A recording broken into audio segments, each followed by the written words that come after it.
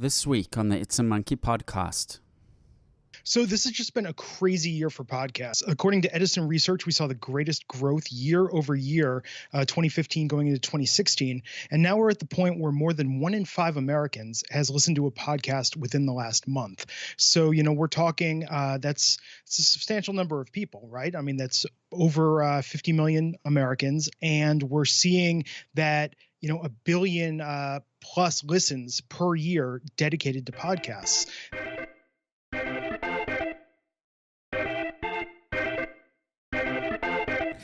Good morning, good evening, hello, wherever you are in the world. Thank you for joining us on the It's a Monkey podcast, episode number 81. We're a podcast where we chat about everything relating to the tech economy, entrepreneurship, political economy issues, startups.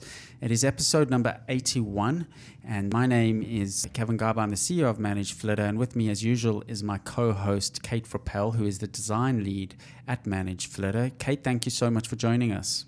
It's good to be back again.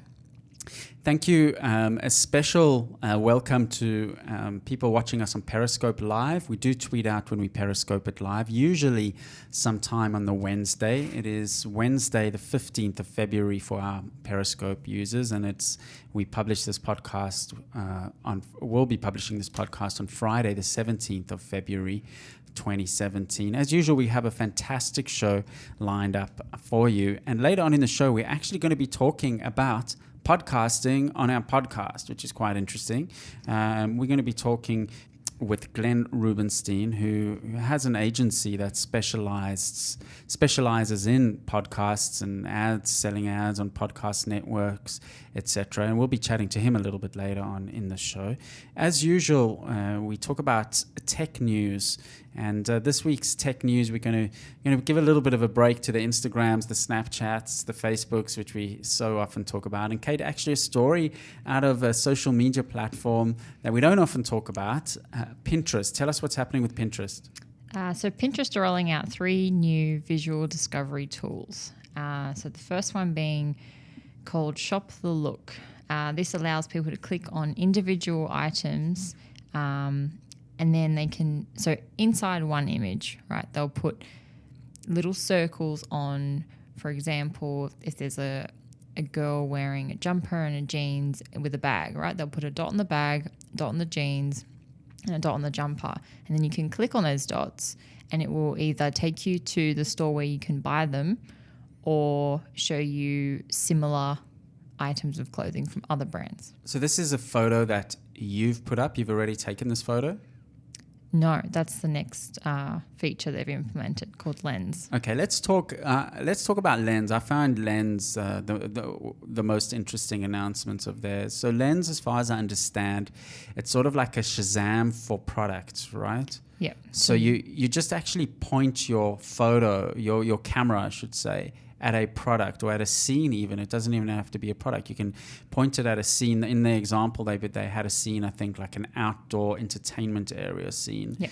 And it tags barbecue, chair, table, and you can drill down, or it actually brings a stream of links that are related to that. Am I correct in saying something like that? Yeah. So I think one of the examples I read was an outdoor deck chair. Mm-hmm. You see it, you like it, you want to buy it, you don't know who makes it or what shop stocks it, but you can take a picture of it, put it on Pinterest, and it, in theory, will show you where you can get it. Or if it doesn't find that, it'll suggest other deck chairs similar. But Lens, I believe you don't have to actually take the photo, right? I think so. I don't think you have to take the photo. I think you actually just point at it. Potentially. I mean, that's how Shazam sort of works. I think you just... But they do store your Shazams, if you know what I mean. So every time you've recorded a snippet, they'll store it. Right. And of course, this is only in beta, so it's not out for public consumption yet. But I can see the value in that. They are talking about how often you'll see something, you'll remember it, and sometimes you don't even know what to Google around it. Right. So say you're out and you see an interesting, someone's taking a dog for a walk and they have an interesting dog leash that you'd like to buy for your dog, and you're not exactly sure whether you should Google new dog leashes, interesting dog. You're not quite sure what to do, and this in theory should help with that you use this lens, so to speak, and it will find the appropriate products, link you in, know what to Google, and just, I guess, make it take the friction out of finding what you're looking for. Yeah, so essentially it's sort of the Google reverse image search, but inside Pinterest. Right. So there's already a feature that Google have where you can upload an image you might have found somewhere else, and it'll locate what other websites are displaying that image. Do you use that much? Not a lot. More in university when you had Right. to like reference and source where you found your things. Right. Yeah. Is it? But even the co-founder of Pinterest is actually quoted as saying you shouldn't have to put your thoughts into words to find great ideas. So that's sort of the backbone of this new feature. It's true, and we really take for granted, our generation. Well, I think I'm including myself in your generation, but we almost separate generations, that we think in terms of Googling. Jimmy, who we've spoken about on the show many times, I think he's 76. It's interesting to see how he doesn't think in terms of Googling things. He'll sit and he'll wonder things, and then I'll say, oh, we should just Google that, and he always says, oh, I never think of doing that, you know. It's like the first thing we think about.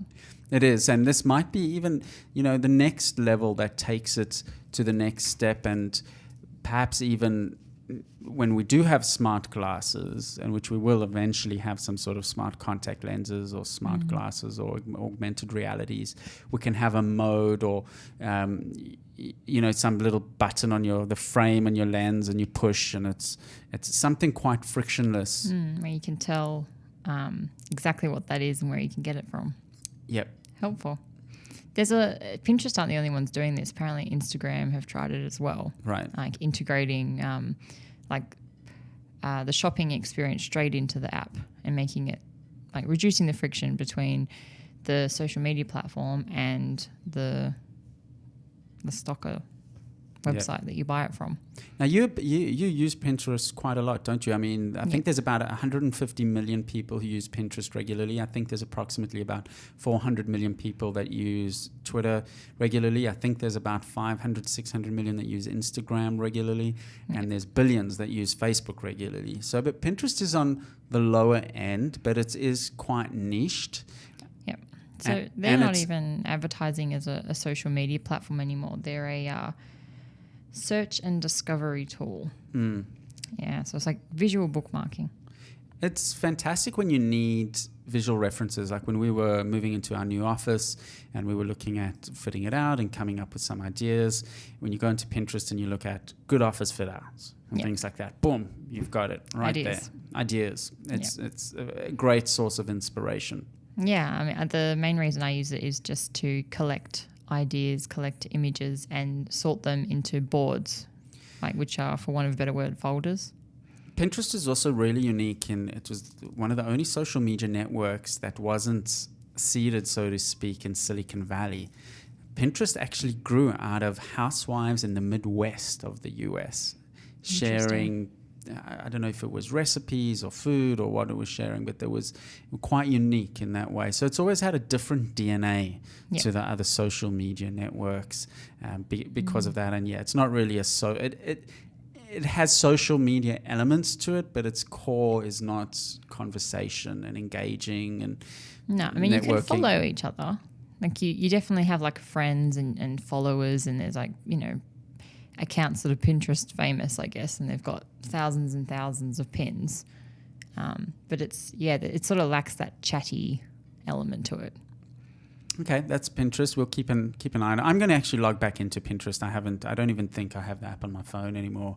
Oh no, it's the third visual tool that they've released actually is in the home feed, which I really like. And so based on your interest, it displays all sorts of pictures. And then if you see something that you like, say it's pictures of dogs, for example. So there's one picture of a dog, and then there's like plants and cameras. If you want to see more of the dogs, you click this little circle in the corner of the picture, and it'll give you like another 5-6 images of dogs that are similar. Right inside your home feed. Right. So it's good. You don't have to actually think about typing words anymore. And I think that's there's so much good content out on the net.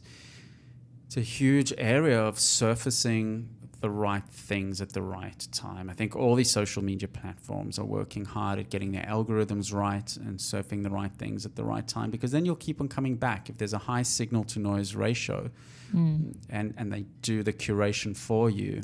It's an interesting feature too, where they've got, you take a snippet of that photo and it automatically displays stuff that's similar. So the idea is for fashion, right? So if you do it for jeans, it'll display all these other jeans. But in terms of like design and artworks, what I found was there'd be a particular pattern or a color, and you could zoom in on, and it would find other things similar to that. Almost like a genre, right? So if you would almost Shazam a certain song, if you Shazam, I don't know, Bob Dylan, it will bring up all these singer-songwriters type thing. Yeah, and really that's where, smart. And that's where it's the same thing with Spotify.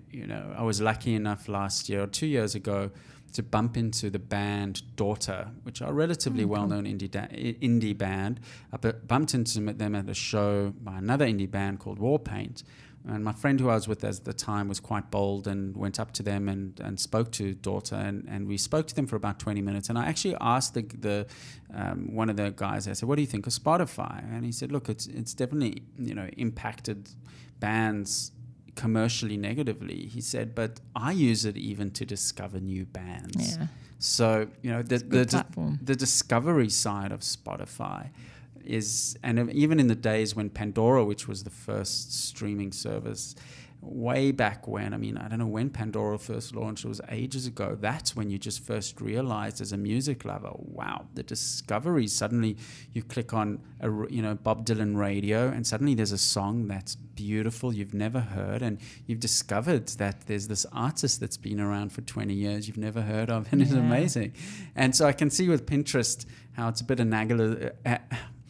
I'll skip that word, but similar to that, where they, it discovers a similar style or genre. So I can see the value in that, particularly in fashion and those areas where there's some type of discovery that you want to do as well.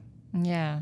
Well, the biggest thing as well is if you don't know your different art movements or different styles of design, like if you can't think of the word for it, then it's hard to find it. But here you can literally just say, that corner of the image, and it brings up everything similar. Computers, and AI and all of that getting very smart, getting very interesting. It's worth checking out. Yeah. Elon Musk actually said this week that, the middle class is going to be decimated by automation. And, and they're pushing for this guaranteed income type philosophy, which is a whole other topic, which we should probably talk about someday, of, where a lot of our jobs are going to be automated. So AI and all of these tools by Pinterest and Spotify, there's a lot of AI and machine learning involved in them, and it's just getting better and better. Another interesting story, which I really liked when I saw the story, the future is here. Dubai plans to introduce flying drone taxis as early as the summer. Kate, how cool is this? Pretty cool. Pretty cool, right? Dubai are considering using the EHang 184 autonomous quad opener electric drone to ferry people through the air. Now, this drone is a one-person drone, right? And it's already, I'm looking at a photo here. It was at CES. It looks like a tiny little chopper, a giant autonomous drone.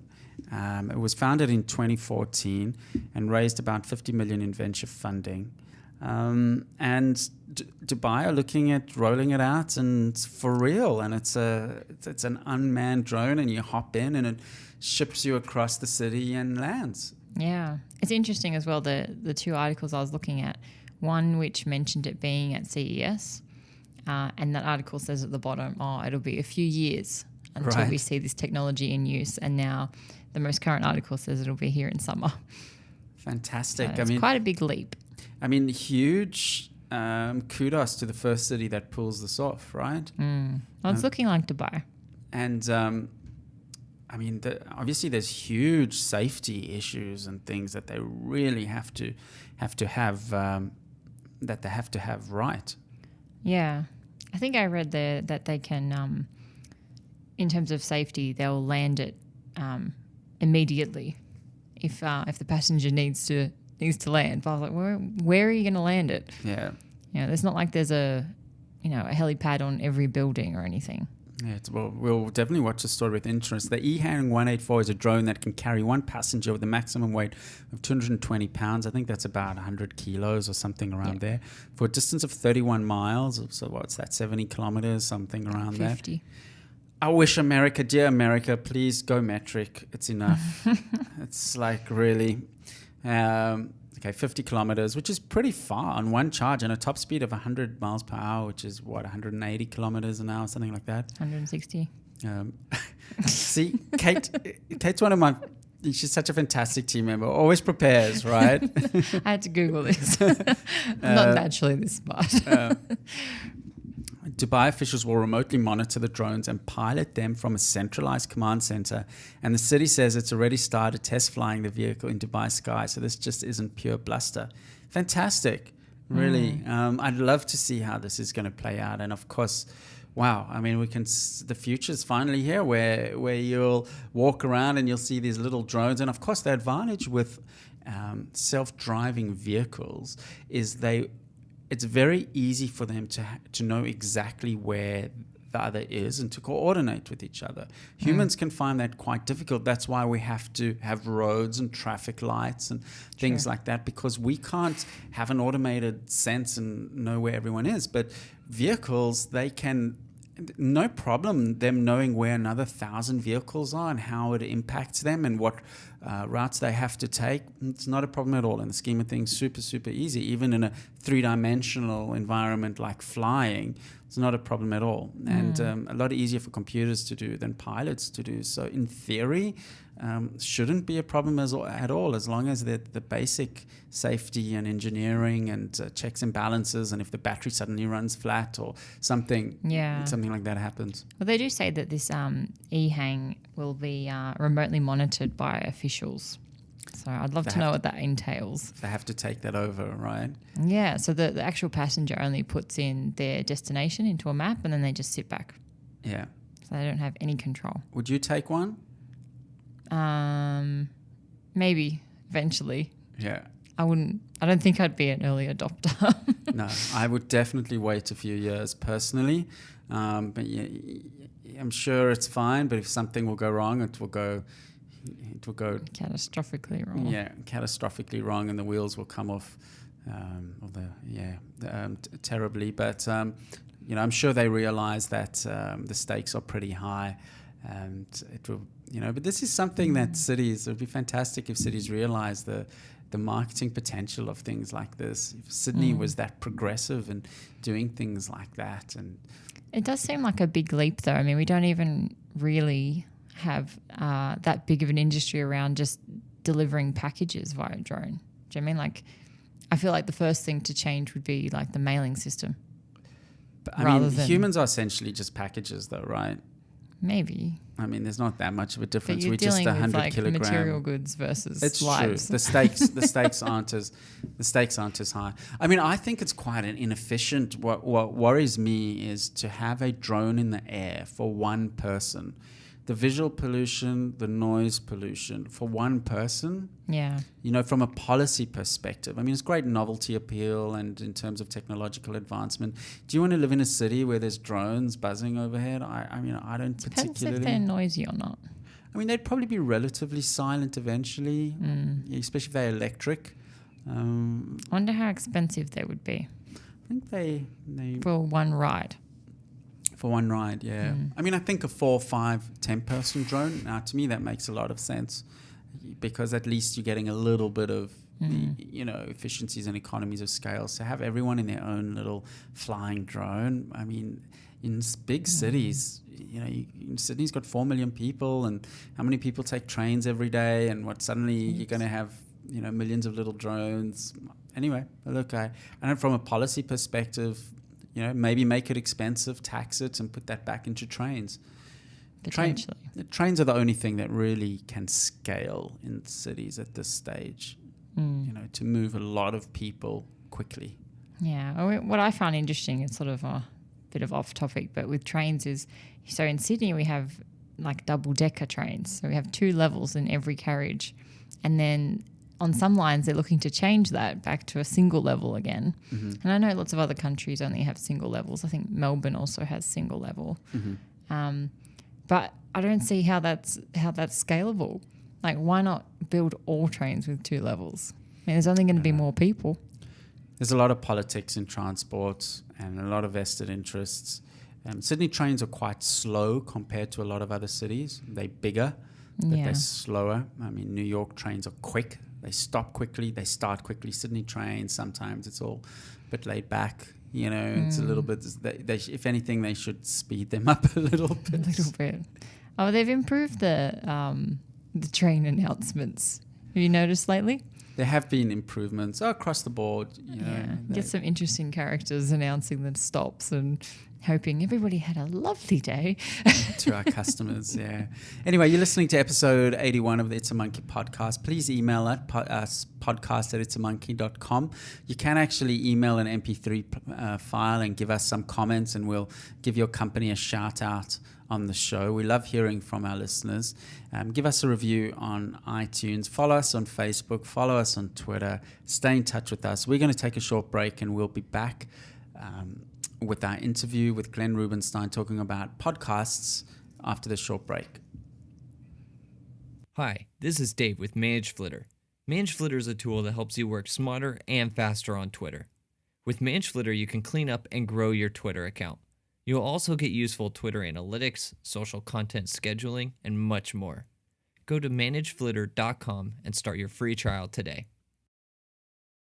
You're back with It's a Monkey podcast. My name is Kevin Garber. We talk about everything tech, startup, tech economy, entrepreneurship. And interestingly, we're going to go a little bit meta on this podcast. And it's something I've wanted to talk about for a little while, is we're actually going to talk about podcasts on the podcast. So at the end of my Skype line is Glenn Rubenstein, who's the founder of Adopter Media and the author of the book Podcast Advertising Works. Glenn, thank you for joining us on the podcast. Thanks for having me. So over the last sort of 18 months or so, maybe 2 years, but particularly over the last 18 months, podcasts seems to have exploded. And on Twitter, everyone's tweeting out about their podcast or another podcast, or all the traditional media agencies. I see Bloomberg launched a tech podcast a couple of months ago. Tell us a little bit of the lay of the land about the podcast, state of affairs. So this has just been a crazy year for podcasts. According to Edison Research, we saw the greatest growth year over year, 2015 going into 2016. And now we're at the point where more than 1 in 5 Americans has listened to a podcast within the last month. So, we're talking, that's a substantial number of people, right? I mean, that's over 50 million Americans. And we're seeing that, 1 billion plus listens per year dedicated to podcasts. This year started off with people estimating that podcast advertising was going to be worth somewhere between 50 to 75 million. And everyone that I'm talking to that I work in this business with is saying, oh, that's much too low. That's much too low. I think unofficially podcast advertising spending has broken 100 million this year, and it's only going to get bigger as we head into 2017. So podcasts have been around for a while. I think probably, 2000 or 2004, somewhere around there. And what's really kicked off this sort of critical mass of growth over the last little, year or so? Well, it's interesting. I had to consolidate this history down when writing my book and just talking about the history of podcasts and how podcast advertising came about. And what's amazing is you're absolutely right that podcasts sort of grew organically as digital audio, almost, radio released in digital form between 2000 and 2004.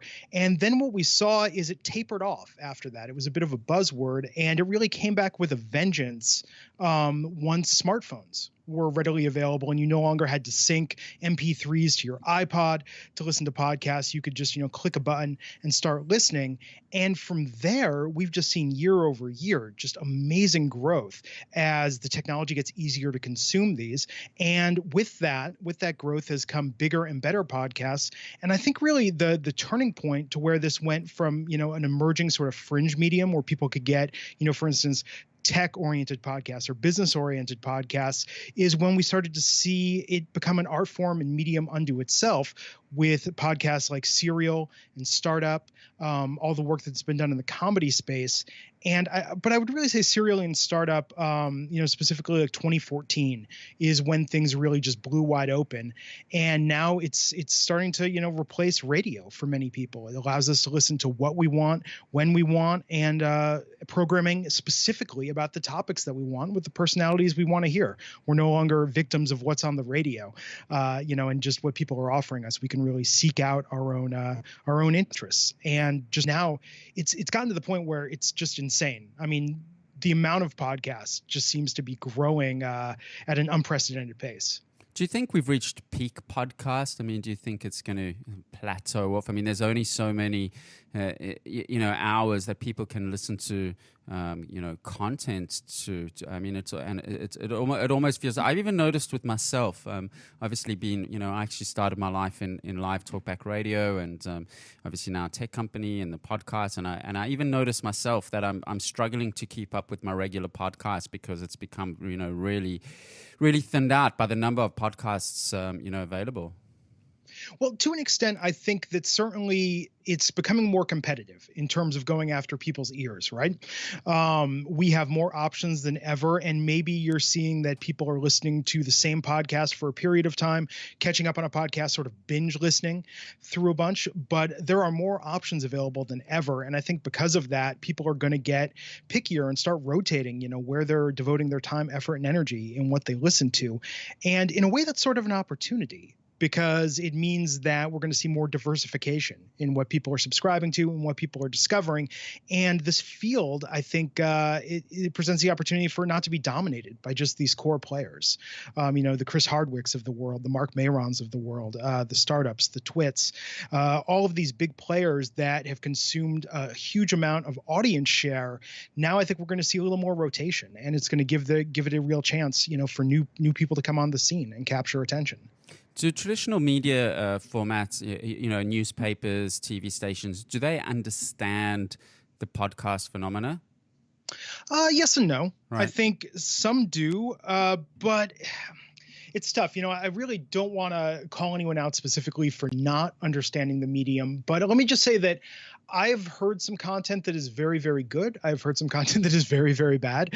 And I think the attitude at some places is, hey, let's really get in and understand this and create content that serves the medium well. And with others, it's like, let's take some associate writers or producers and put them in front of a microphone and just, we'll release it as a podcast because that's the hip thing right now. And I think that to what you were saying, being at sort of the peak level of podcasts, which I don't think we're at yet, by the way. I think we're going to see even more now because as more and more people are realizing there's serious money to be made, they're trying to rush in to get their share of that.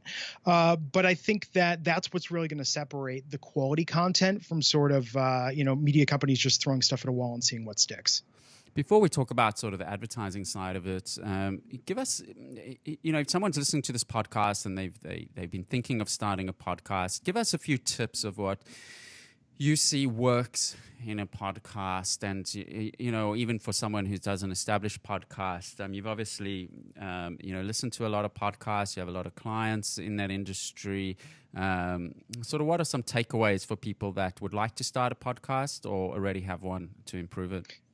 Well, here's the first big one, and it's amazing how often this gets overlooked. Your audio quality has to be on par with what else is out there. I'm sitting in front of a broadcast quality mic that cost us $800 or something similar, a directional mic, and absolutely. I mean, one of my favorite podcasters, James Altucher, and I tweeted him many times saying, love the content, but your quality, man. And I've noticed over the last few months, he's just upped his game significantly, but couldn't agree with you more on that one.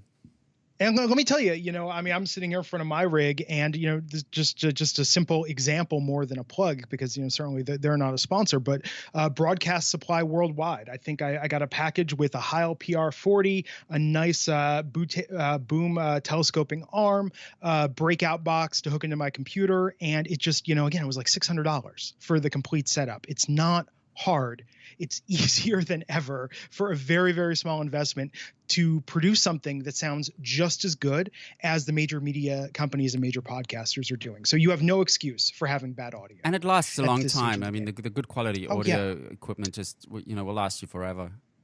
Absolutely. So that's number one. And I'm telling you that, no sponsor and certainly audiences won't take you seriously if you don't sound good. Remember, your voice is going to be going directly into people's ears.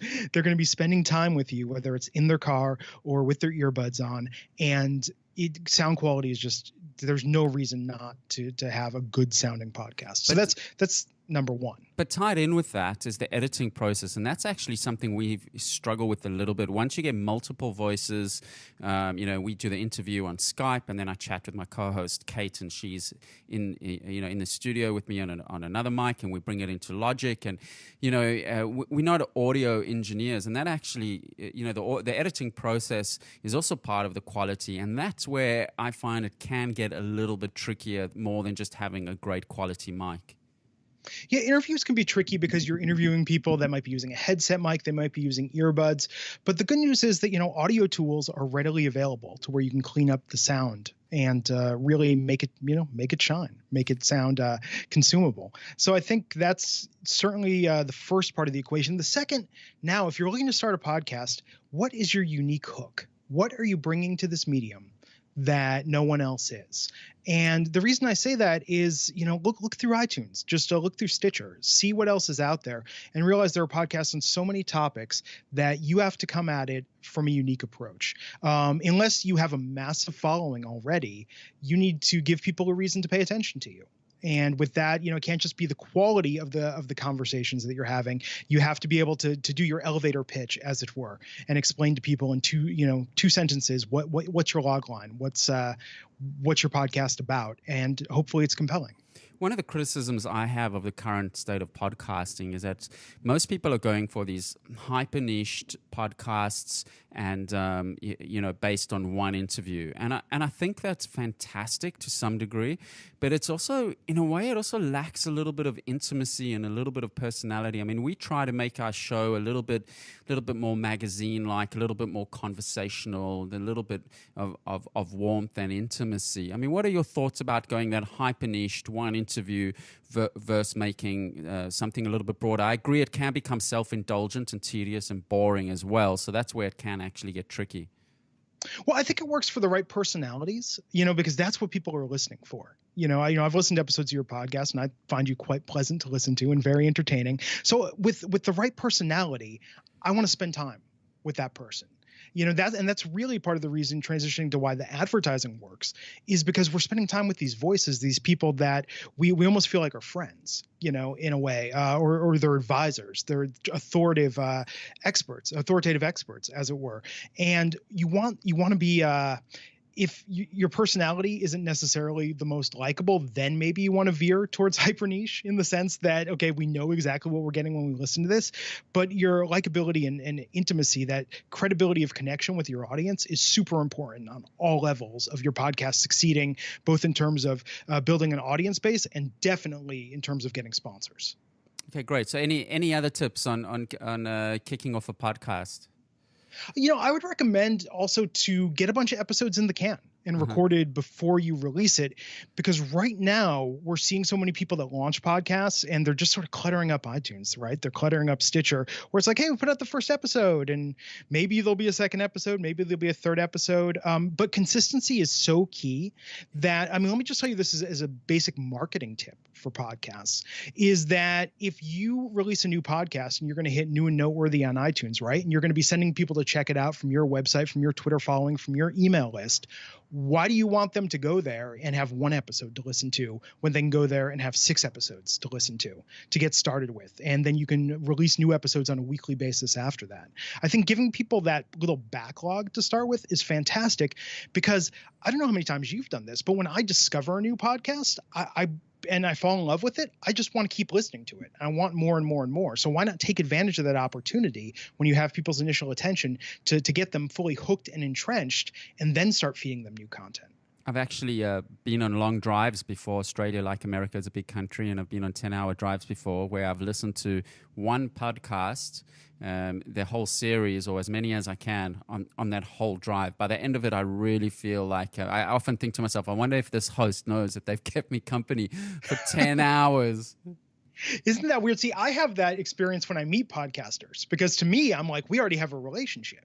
They've spent all this time inside my head, and I feel like, I'm just listening to them and I'm captivated by them. And then I'll meet them in person or talk to them on the phone, placing ads there. And I feel like I've known this person, forever. I feel closer to some of them than I do my own family. It's interesting. I mean, I'm originally from South Africa, and I was in South Africa for the World Cup in 2010. And one of my friends from radio there, Damon Calvari, he was the on-air sidekick of a very well known presenter called Gareth Cliff. Think of mildly the equivalent of Howard Stern. And we were at a soccer game, and I was there with Damon, and he's quite a loud, boisterous character. And a woman turned her head and said, "Oh my word, are you Damon? I recognize that voice. I recognize," and he doesn't have a facial sort of, a physical profile. He's not on TV. He's not very well known, but she picked him out of the crowd. It's just, that identification was so strong that she just, picked him out of the crowd and noticed his voice there and was very excited to meet him in the flesh. So that intimacy, I mean, it's always been radio's strength, and obviously now podcast strength is that intimacy. It's an incredibly personal and intimate medium. And it's funny too when you mention that, because if you look at the pioneers of podcasting and those that pushed the medium along and brought new people into it, isn't it funny that by and large it was radio professionals? My former boss, Leo Laporte, great example of this. Has been on radio and TV for 30 years. Started podcasting and was able to translate that connection into Twit and doing tech podcasts. Adam Carolla, certainly, in leaving terrestrial radio and literally ending terrestrial radio on a Friday, launching his podcast on a Monday, and bringing a large share of that audience with him. Mark Mayron, worked at Air America, which was a liberal radio network that was shutting down, and he produced the first episodes of WTF in their studios. So it's really interesting how that power of connection actually got more intense, right, and more intimate in terms of going to podcasting rather than just being on the air and being broadcast. So, I mean, the reasons people start a podcast, I mean, we can just cover them, quickly. I mean, one of the reasons we started a podcast for various reasons. One is I enjoy it. It's a lot of fun. Definitely. Secondly, it's an excuse for our customers and potential customers to hear a little bit what we're about and the people behind the product.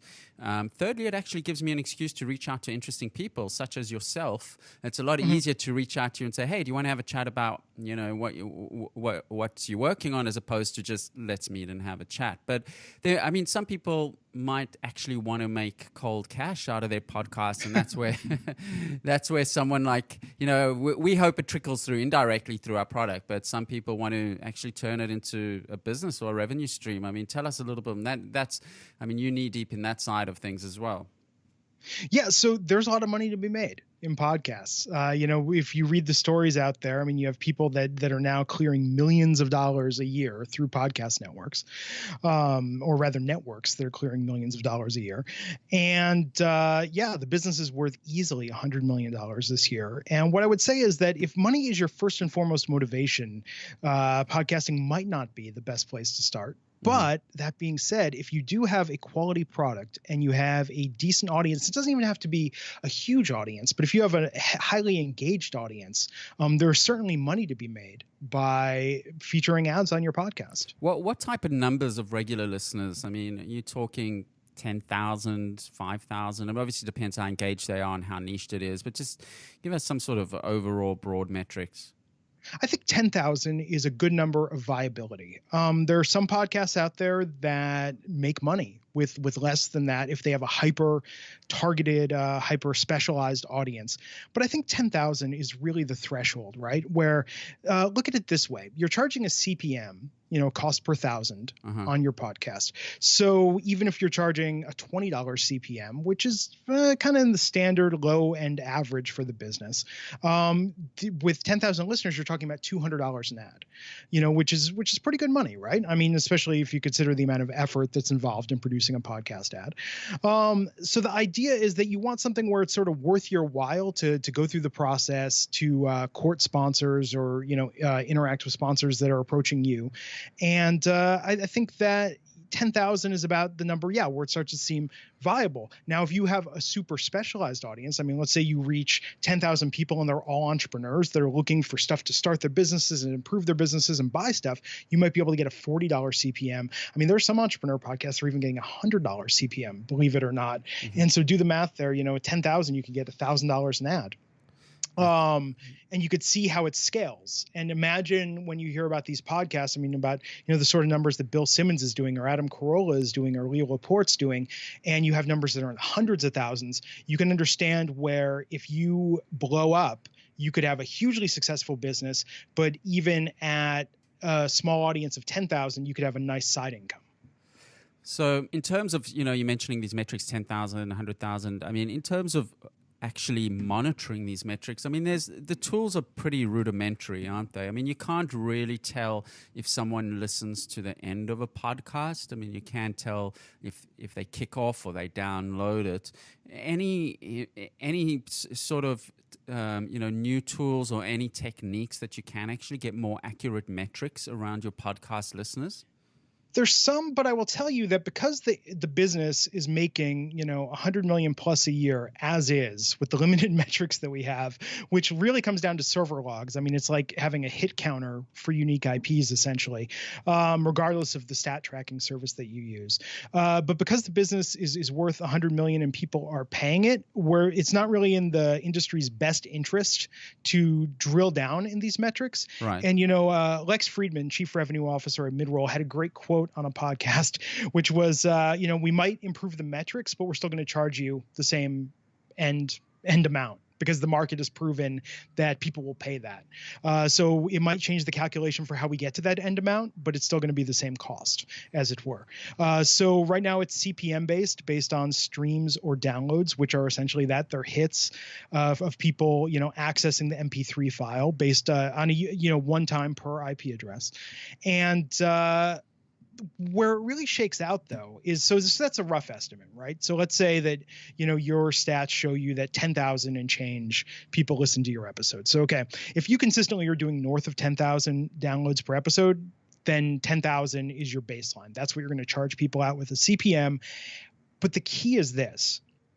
You're absolutely right that even though there's 10,000 downloads, we don't know how many people actually listened to it, made it 5 minutes in, 20 minutes in, all the way to the end of the podcast. But here's what we do know is that if I charge somebody a $20 CPM for your 10,000 listeners, so they pay $200 to advertise on your podcast, I can guarantee you that if they do not see a return pretty close to that $200 on that specific ad, they're not coming back. Sure, that's what it comes down to at the end of the day is whether they get a payoff from it. It's all return on investment.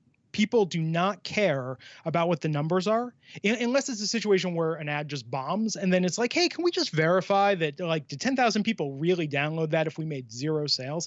Those are the only times when I see people, really concerned about that. But by and large, this is an ROI driven business. And that's what brings people back show after show, month after month, quarter after quarter, year after year. And I'll tell you, when you hear some of these sponsors that have been on podcasts for years, they're not just doing it because they like the podcast. They're making money. They're seeing a profit. And, I point to that when talking to advertisers that want to get into this. That's actually the benefit that more established podcasts have right now is a track record. As a new podcast, your greatest challenge is going to be proving to your first advertisers that it's going to work for them. Because, if I'm selling a podcast that's been around for 5 years, I have a rich advertiser history that I can show to any potential advertiser and say, hey, look, sponsor X has been on the show for 5 years. Sure. That's showing that it's working for them. Do you use any other podcast tools, not so much for creating podcasts, but for listening to podcasts? You mentioned Stitcher, you mentioned iTunes. I use a player on my Android, Podcast Republic, which I really like. Any other sort of listening or curation tools that you use that may be of interest to someone listening to the show? I think Overcast is great. I like their features as far as what you can do with audio quality and the ways that you can tweak your listening experience. But for me, I got to tell you, iTunes does a really good job. They have people, they have a department that curates what they're showcasing there.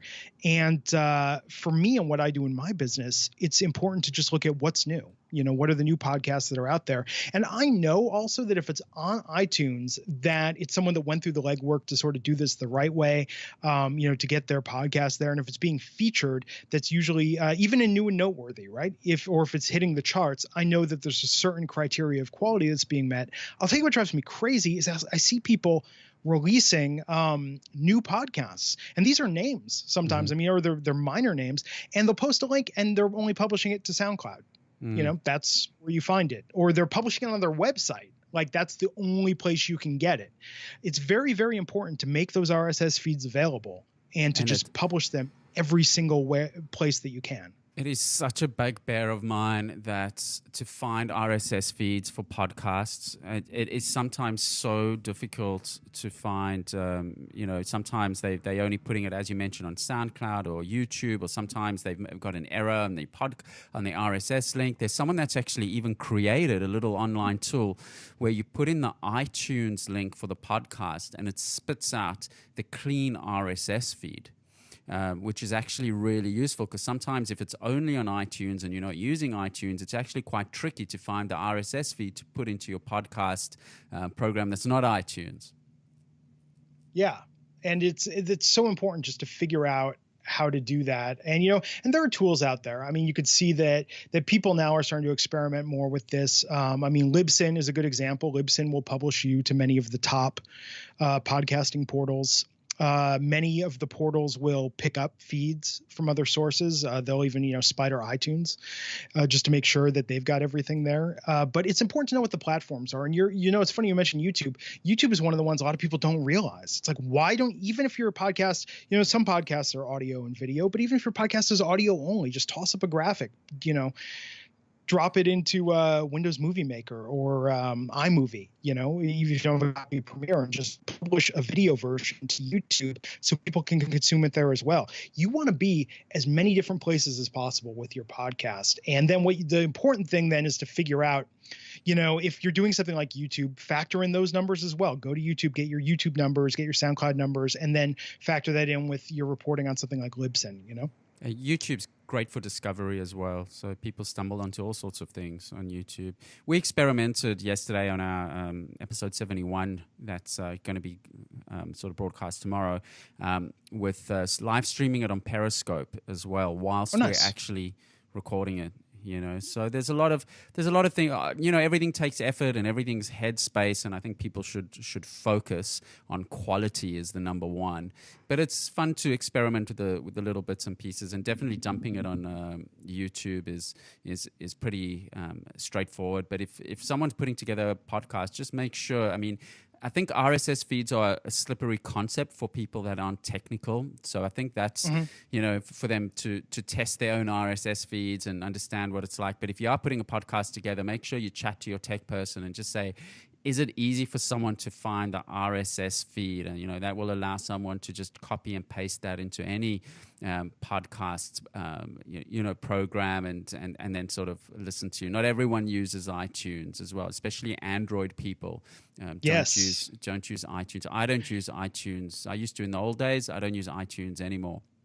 They're still really good with it. I know Google Play has launched podcasts this year, but I don't know because, again, I'm an iOS user, so I don't really know how good they are with their curation of podcasts. But I know that they're available on that platform now. Spotify is another one that has made podcasts available. And then, of course, you have like the TuneIns, the Stitchers, the iHeartRadios of the world. But I have to say, Libsyn, from what I understand, it's a couple bucks a month, and they will do your podcast hosting and blast you out there to a lot of the top portals, iTunes, iTunes obviously included. So I recommend services like that if you're just not a technical person at all. That's a great way to do it. And then going back to YouTube for a second, one thing, if you want to do a podcast that's got a live feel to it and doesn't require a lot of editing, you can record live on YouTube and even have a chat where you can have people watch you recording live by doing a Hangout on air through YouTube and using Google Hangouts to record, and then just download the video file after that, take the audio out of it, and then bam, you've got a podcast.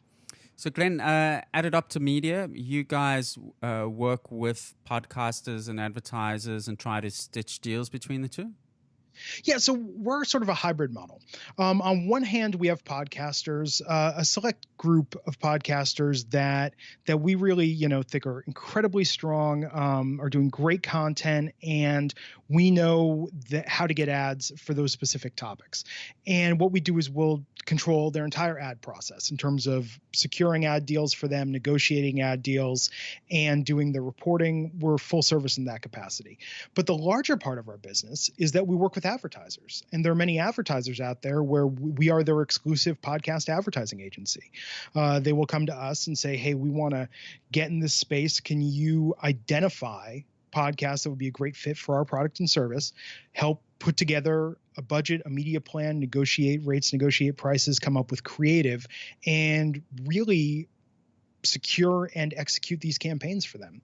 So we go back and forth on where we think the real business is in the long term. But I have to say, bringing new advertisers into this medium and educating them about this, bringing them into this medium and helping them succeed, that's been just a really great process. And we're seeing a lot more growth on that front as more and more advertisers want to get into this space.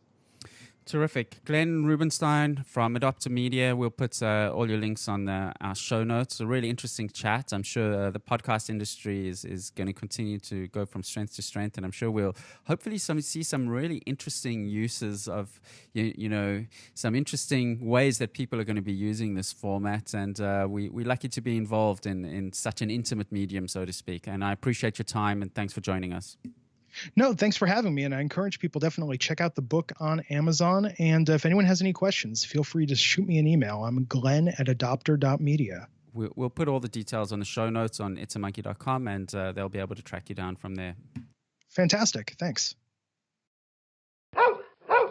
The It's a Monkey podcast is brought to you by CheckDog. Use CheckDog to easily review and monitor your website for spelling errors, broken links, and broken images, all with the push of one button. CheckDog can also automatically monitor your website and notify you of newly introduced spelling errors. Go to checkdog.com/podcast to receive 50% off your first month subscription. CheckDog.com, helping the world's leading websites keep their content error-free.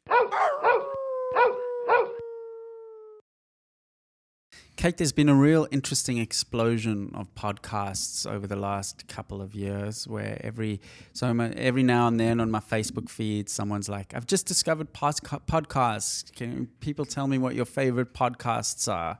And people have really discovered podcasts, I think, because on demand, just like people discovered Netflix, on demand is just so much more pleasant. Generally, there are exceptions, but generally it is so much more pleasant when you can hone in and listen to what you want to, when you want to, and ad free, or at least very, very light on the ads compared to commercial TV or radio.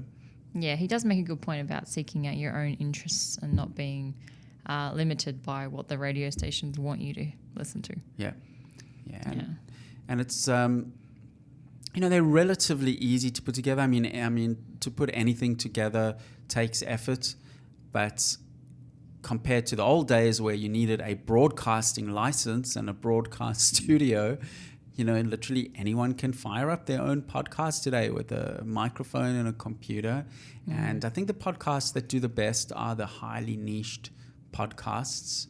And, it's become obviously much more competitive. We've been doing this podcast for a while, and it's people are, you have to keep the quality up the whole time. We've noticed, there's a big spike when there's higher profile guests and people like hearing from well-known smart people. So you have to, just like blogging or any type of content work, you have to really keep the content up. But I think podcasts also, the advantage of blogging is I think most people find talking more fun than writing, I think.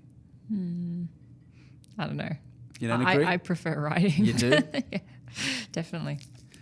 But depends on the person. I think talking sometimes is easier to consume, and you can multitask. If you're listening to something, you can keep doing something else. Whereas if you're writing something, you can't really do two at once.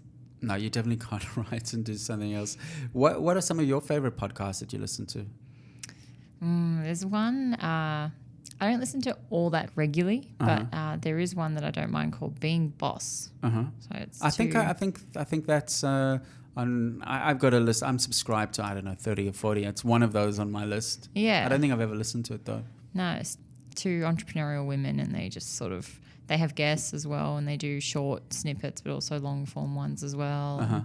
Yeah, they really mix it up. It's quite interesting. Any others? There is one other, escapes me now. I listen to a lot of podcasts, a lot on the sort of entrepreneurial side of things. James Altucher, I really like his podcasts. There's an author, Christopher Ryan, who's a sort of sociological, anthropological author, and he does a very random podcast with random guests around the world that he meets. He's quite interesting. Another one of my favorite non-business ones is a woman called Krista Tippett, and she interviews really interesting, I want to use the word spiritual people, but that's a bit airy-fairy. It's not really. Like, for instance, he's got Alain de Botton on his podcast talking about some, and she's got very famous poets and very famous authors and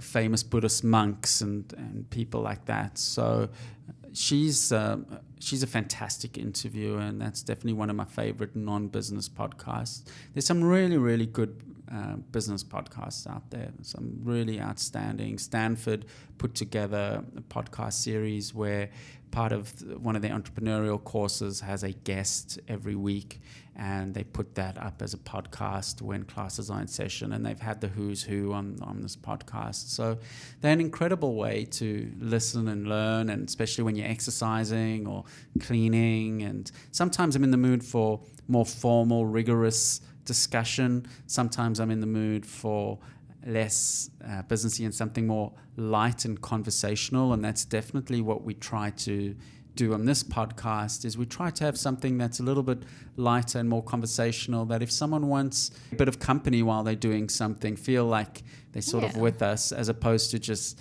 a nice factual interview. That's what we try to do. Radio was always a very intimate medium, and people would listen to radios to keep them company. And sometimes I find, especially some of the business ones, they're very in and out on the interview, and they very you can learn a lot, but I wouldn't say there's no sort of warmth in them, that it doesn't feel like you sitting in a room with them. And with this podcast, I've always wanted it to be that people are almost sitting in on an interesting discussion with us, but at the same time, learning a few things along the way. Yeah. So before I forget, the name of that podcast was This American Life. That's quite a popular one. Yeah, that's a very, very well-known one. And of course, some of these very well-known podcasts, they have huge production teams. I know even Jason Calacanis, he does This Week in Startups, and they live stream it. They do an audio, video. They got a high-profile guest. I mean, I think he's got a team of 3 or 4. That's pretty good. So he's got a lot of people working on it, and to keep that production value and keep that regular and the quality of the guests, and everything does add up with quality. But in terms, of effort, if you'd like to maintain quality, but to do a half-hour regular podcast, it's not that difficult. But like with everything, it does take effort. But you do need to commit and stick to it. That's definitely when you reap the rewards. And podcasts are a great reason to reach out to interesting people, right? Yeah. Like David Hannemeyer Hansen. I mean, I couldn't have emailed him and said, hey, I'd like to just have a Skype chat with you. He's going to be like, thanks, but, I'm a busy guy. No, thanks. Yeah, and fair enough, right? Yeah. But to say, look, be on our podcast, and, people want to hear what you have to say. So it gives you a bit of an excuse to to meet interesting people along the way. So if you're in a niche, and it doesn't matter what that niche is, if you make harps or you teach a type of dancing, there is someone out there that would like to learn more about the knowledge you have, and you know, kick it off. Do a once every 2 week podcast and once a month podcast. And anyone I know that's gotten into radio podcasting, they get bitten by the bug. They enjoy it. Interesting. Back on a previous point you made about people listening to the radio, like in multitasking and just sort of feeling like they're a part of something and connected, is the new cars. You know how they've got Apple Play and exactly Android Auto and Google Home. It's a very good point. Really cool idea that you can pick what podcasts, or essentially like a radio station, tailored to what you want to hear about. Absolutely. You're not just sort of aimlessly flicking through channels to find a song that you like, or, you know, two presenters that don't annoy you. I've been on some very long drives, 10-hour drives, and I've literally gone through a whole podcast series, one after another, and it's fantastic. It's just, or an audio book, and it's, you know, radios, commercial radios under a lot of pressure. It was their lifeblood was people in their cars during the morning and during the evening. I still think there is a lot of value, you know, breaking news and things like that, and hyper local, where people like to be plugged into their local environments. And so radio is never going to go away, but they're certainly going to have to fight a lot harder for the mind share of people, because they are up against all this fantastic content around the world. In the States, of course, they got satellite radio, which is, in a way, it's like cable TV, but for radio. And they got you have to pay for it. You have to pay for it, a subscription, and there's hundreds of channels, very niche channels. So there'll be channels where they talk about medical issues. The whole time they got doctors talking, and you can call in and ask them questions 24 hours. They've got a show that's jazz 24 hours. They've got a show that plays Elvis 24 hours, and all these hyper niched. Like Howard Stern, for example, is on satellite radio. I think Bob Dylan, does a radio show on satellite radio. Wow. So in the States, they've got satellites as well. We don't have satellite here. I don't know why. I would think if it's satellite, it wouldn't be such a big deal just to, you know, leverage of that. But there's obviously reasons why they don't, you know, we only have a small population here. So there's a lot of content out there, and plugging in podcasts into the cars is definitely, I mean, interesting. Cars these days, one of the big reasons and their marketing for people to buy new cars is all the new technology. And I'm not talking about technology in the engine. I'm talking about the technology to access media and their phones and things like that. Connectivity. I saw there was an article today that Jaguar was the first car manufacturer to include payments inside their car, so that when you go to Shell service stations, you don't have to, the car just talks to the pump, and it uses Apple Pay or Android Pay. Wow. And it just, you got obviously your account's hooked in somewhere there. So you just go in, fill up your car and drive away, and it sort of pings. It's sort of, I guess, like Uber does, you know. There's no reason why you should have to take out your wallet and go and pay. You just do what you need to do, and it just pings it off your account, right? It's not bad. Everyone wins. Don't they currently have where you can have a selected amount, or it's like a tap and go, but at the pump?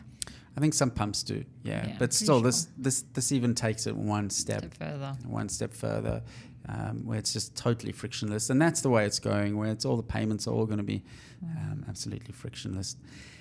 Anyway, that's episode number 81. Please email us at podcast@itsamonkey.com if you'd like to say hello. We'd love to hear from you.